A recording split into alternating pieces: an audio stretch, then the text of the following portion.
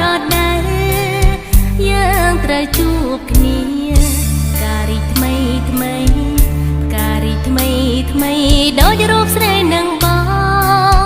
ក្រងក្តីស្នេហា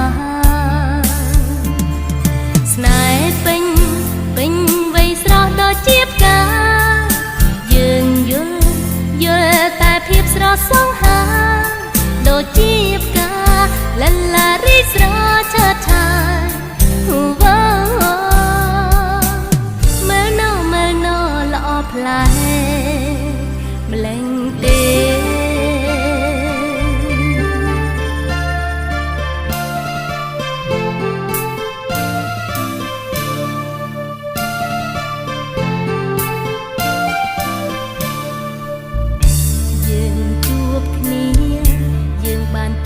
គ្នានេះរត់ដើបការីចិនត្រេកនឹងស្នេហ៍បងថ្នមអូនបងថ្នាក់ថ្នមអូនក្លិនខ្លួនក្រអូបសាយគ្មានណាយឡើយណាការីត្រេកអូននឹងស្នេហាការរយជួយឲ្យពរជ័យគ្មានក្លិនអ្វីក្រអូបជាស្នេហ៍ស្នេហ៍ក្នុងរដូវការីឆើតឆា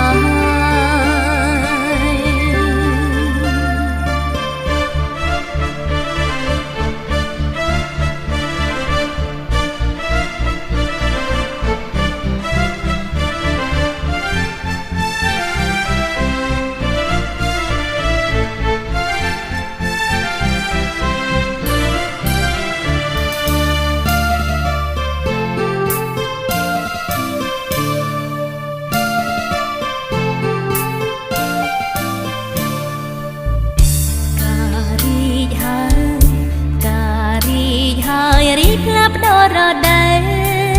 យើងត្រូវជួបគ្នាការីថ្មីការីថ្មីដោយរូបស្រីនឹងបងក្រងក្តីស្នេហា